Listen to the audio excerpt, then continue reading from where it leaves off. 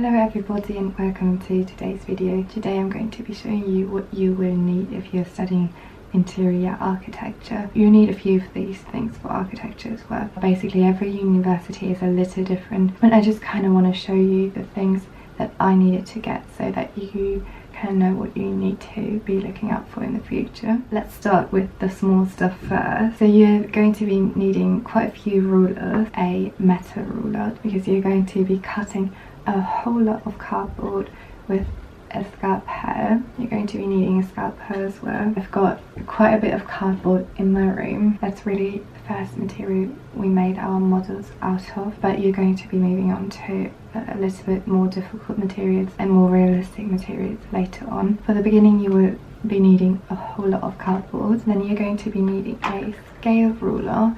It will look something like this. It has the scales on the end, like 1 to 10, 1 to 500, and you just rotate it. This is really important as well. And then, actually this wasn't on my list, but this is so handy. This is a 30 degree, a 60 degree and a 90 degree ruler. This is so handy for isometric drawings. I can't remember if it's axisymmetric or isometric. One of those two is 30 degrees and the other one is 45 degrees. This is so handy because you literally don't really need to do anything. I would definitely recommend you buying something like that. But something that was on my list was this ruler. I don't even really know what it's called, but you can basically adjust the angle you want, and this is good for axonometric and isometric. You're going to be needing that a lot as well. You just set it here and then it just guides into what angle you want it to be. These things are not cheap, by the way. This was £7.20. And then you're going to be needing a compass. I've just got this one. You can get way more fancy ones, but these I kind of just use when I do floor plans and I draw the doors. And then you're just going to be needing some glue. Yoo-hoo's the best, and I'm really embarrassed to show you this bottle because it actually looks very beaten up. You can tell I've done a whole lot of models and you have to stick them together with some sort of glue. This is just the best one and they sell it at my uni shop. As an architecture student you will be going through a whole bunch of glue, and then what you also need is some tape. I use it when I want to trace over something, or it's really easy to stick it down so that your paper doesn't shift and you can kind of draw the right angles. You'll see what I mean when you actually start studying the course. And then we were told to get a bunch of fine liners, and in my opinion it's better to get more than less. These have all different thicknesses. What is important is that you have a fine liner that has a small tip, a medium tip and a big one as well. The small ones would be 0.1, a medium one would be a 0.4 or a 0.5.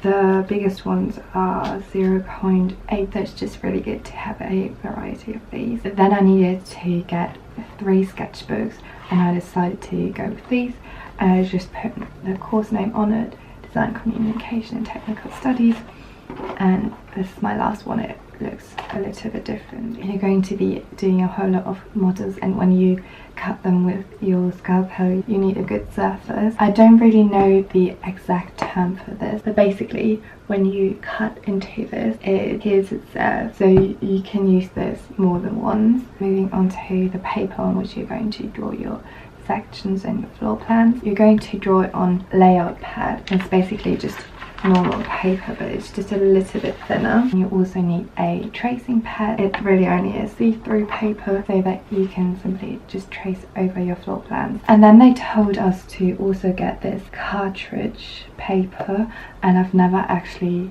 used this yet, but I'm sure we will at some point. And the last thing I needed to get was a T-square, and every architecture student is going to tell you what a pain it is to bring this to uni every single day.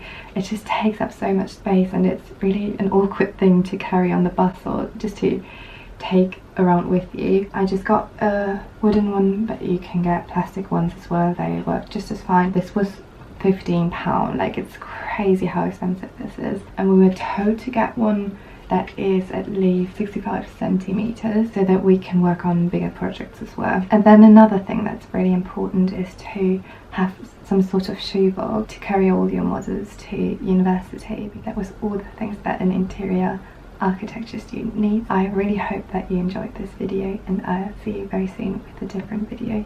Thank you so much for watching, and goodbye.